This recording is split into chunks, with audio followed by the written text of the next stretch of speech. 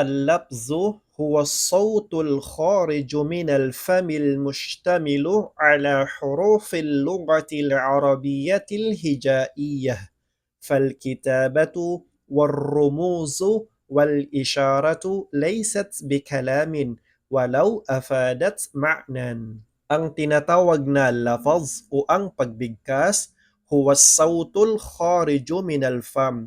Siya ay saut, boses, kharij na lumabas galing sa fam, galing sa bunganga. Al-mushtamilu, napapaloob sa kanya ang hurufil lugatil arabiyatil hijaiya, ang lahat ng letra sa Arabic, magsisimula sa alif hanggang sa ya. Falkitabah, ang pagsulat, warrumuz, at ang mga simbolo, wal isyaratu, at ang pagturo, laysat bikalam, ito'y hindi kabilang sa kalam, walau afadat ma'nan, kahit siya ay merong kahulugan.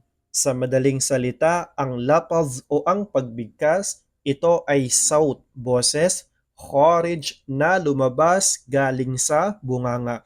Al-mustamil, na kung saan nasasakop niya ang lahat ng harf, ang lahat ng letra sa Arabic, magsisimula sa alif hanggang sa ya. At ang pagsulat o ang mga simbolo at ang pagturo, ito'y hindi kabilang sa kalam kahit siya ay mayroong kahulugan.